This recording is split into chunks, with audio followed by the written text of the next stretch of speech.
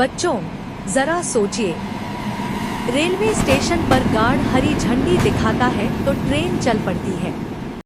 एक छोटा बच्चा रोता है तो माँ समझ जाती है कि उसे भूख लगी है। हम इशारों से भी बहुत कुछ कह देते हैं, लेकिन क्या ये संकेत भाषा है? नहीं। तो फिर असली भाषा क्या है? आज के इस मजेदार वीडियो में हम समझेंगे भाषा और लिपि क्या होती है। तो चलिए बिना देर किए शुरू करते हैं।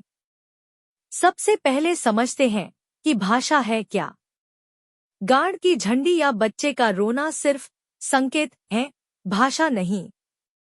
भाषा वह माध्यम है जिसके द्वारा हम अपनी बातों और भावों को दूसरों तक पहुंचाते हैं। भाषा मानव के मुंह से निकलने वाली ध्वनियां यानी साउंड्स है, जिसका कोई अर्थ मीनिंग होता है। पशु पक्षियों की आवाजों को भाषा नहीं माना जाता। संकेत साइन सिग्नल फिक्स्ड होते हैं, जैसे ट्रैफिक सिग्नल खतरे का संकेत। इशारा जेस्चर बॉडी लैंग्वेज, जैसे हाथ से बुलाने का इशारा करना या आंखों से इशारा करना। अब बात करते हैं भाषा के रूपों की। भाषा के दो रूप हैं। पहला है मौखिक भाषा, ओरल लैंग्वेज, जिस भाषा को हम बोलकर दूसरों तक पहुंचाते हैं। दूसरा है लिखित भाषा, रिटन लैंग्वेज, जब हम अपने मुंह से कई बातों को कागज पर लिख देते हैं तो वह लिखित भाषा बन जाती है। यह भाषा को स्थायी बना देता है।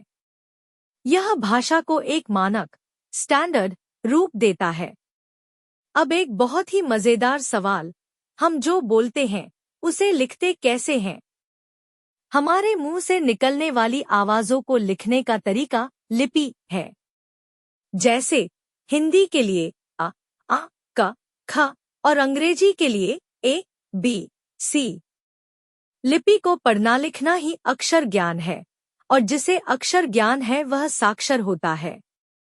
अगर किसी के सामने आम लिखा है और वह उसे पढ़कर समझ पा रहा है कि यह क्या लिखा है, तो वह साक्षर है। क्या आपको पता है हमारी प्यारी हिंदी भाषा किस लिपि में लिखी जाती है?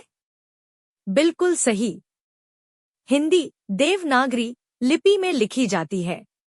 सिर्फ हिंदी ही नहीं, दुनिया की अलग अलग भाषाओं को लिखने की अपनी अपनी लिपियां होती हैं। आइए कुछ प्रमुख भाषाओं की लिपियों के बारे में जानते हैं।